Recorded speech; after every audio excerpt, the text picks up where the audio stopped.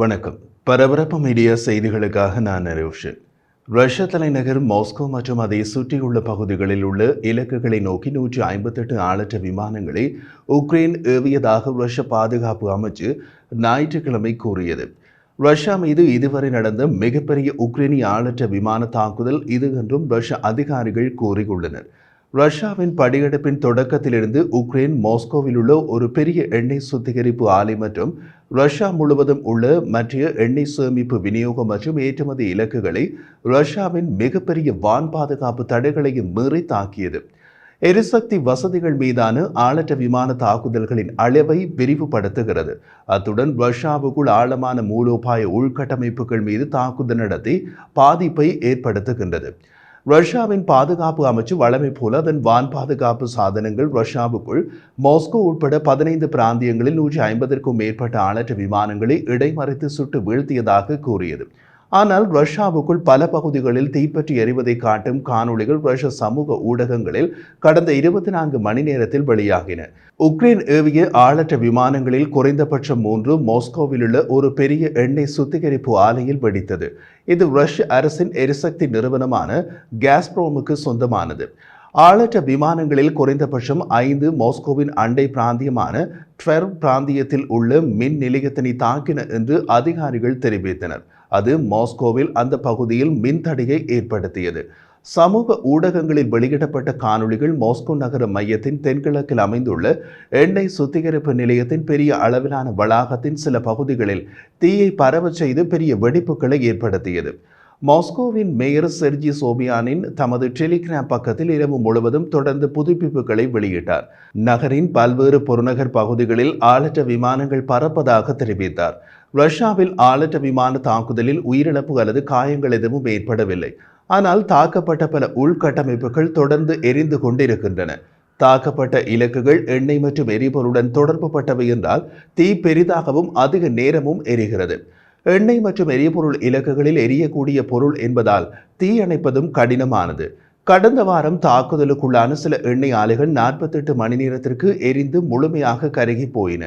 Ukraine மீதான பெரிய அளவிலான ரஷ்ய ஏவுகணை மற்றும் ஆளற்ற விமான தாக்குதல்களுக்கு சில தினங்களுக்கு பின்னர் இந்த பதிலடி தாக்குதல் ரஷ்யாவுக்குள் நடந்தது.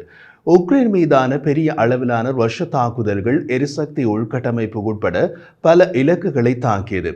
அது உக்ரைனில் மின்தடையை மோசமாக்கியது. அதையே இப்போது உக்ரைன் ரஷ்யாவுக்குள் செய்ய தொடங்கியுள்ளது. ஒரு வேறுபாடு, ரஷ்ய தாக்குதல்கள் நூற்றுக்கணக்கான விலை அதிகமான ஏவுகணைகளையும் பயன்படுத்தி நடத்தப்பட்டன. உக்ரைனின் அனைத்து தாக்குதல்களும் மலிவான ஆளற்ற விமானங்கள் மூலம் நடத்தப்படுகின்றன.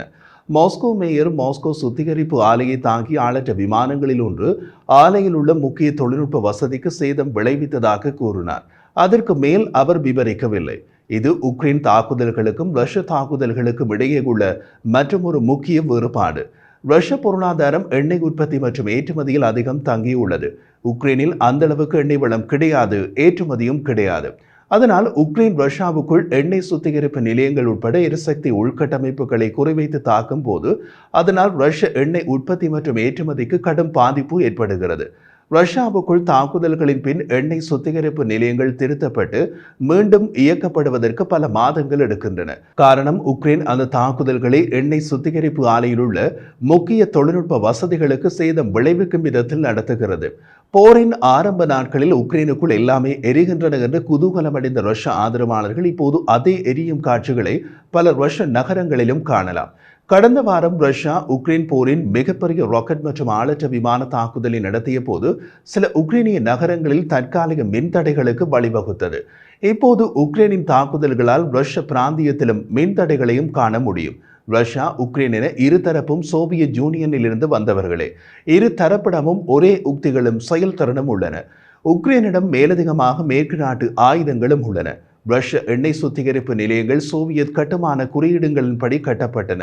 அவை பாரம்பரிய விமான குண்டு வீச்சுக்கு எதிராக பாதுகாப்பை வழங்குகின்றன. ஆனால் அளவில் சிறிய ஆளற்ற விமான தாக்குதல்களை தடுக்கும் விதத்தில் கட்டப்படவில்லை. சோவியத் கட்டுமான குறியீடுகளின்படி கட்டப்பட்ட ரஷ்ய சுத்திகரிப்பு நிலையங்களை எங்கு தாக்கினால் இயங்க விடாது செய்ய முடியும் என்று சோவியத் நாடான உக்ரைனுக்கும் தெரிந்துள்ளது.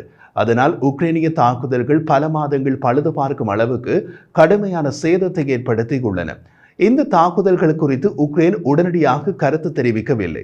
உக்ரைன் சமீப மாதங்களில் ரஷ்யா மீதான அதன் ஆளற்ற விமான தாக்குதல்களின் வேகத்தையும் அளவையும் அதிகரித்து ரஷ்யாவுக்குள் ஆழமான எரிசக்தி வசதிகளிலும் தாக்குதல் நடத்துவதன் காரணம் உக்ரைனின் ஆளற்ற விமான தயாரிப்பு பெரிய அளவில் விரிவடைந்துள்ளது. மாதம் ஆயிரக்கணக்கான ஆளற்ற விமானங்கள் தயாரிக்கப்படுகின்றன. அவற்றுக்கான மேற்கு நாட்டு பாகங்கள் எந்த தடையுமின்றி கிடைக்கின்றன. அத்துடன் அவற்றில் பல இலவசமாகவும் கிடைக்கின்றன. உக்ரைனியர்கள் ரஷ்ய தீவிரவாதத்திற்கு தேவையான இடத்தில் துல்லியமாக பதிலடி கொடுப்பது முற்றிலும் நியாயமானது என்று உக்ரைனின் ஜனாதிபதி வோலோடிமிர் செலன்ஸ்கி நேற்றிரவு தெரிவித்தார். ரஷ்ய அதிகாரிகள் டசன் கணக்கான ஆளற்ற விமானங்கள் ரஷ்யாவின் குர்ஸ்க் பகுதியில் தாக்குதலில் ஈடுபட்டன என்றார்கள். அங்கு ஆகஸ்ட் 6ஆம் தேதி உக்ரைன் திடீர் படையெடுப்பு ஊடுருவலை தொடங்கி பல பகுதிகளை ஆக்கிரமித்துள்ளது. ரஷ்யா இன்னமும் குர்ஸ்க் பிராந்தியத்தின் சில பகுதிகளை கட்டுப்படுத்துகிறது.